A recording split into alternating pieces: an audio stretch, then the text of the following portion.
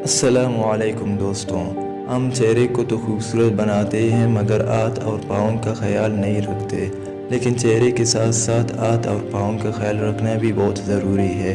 लेकिन पार्लर के इतने खर्चे और टाइम किसके पास है।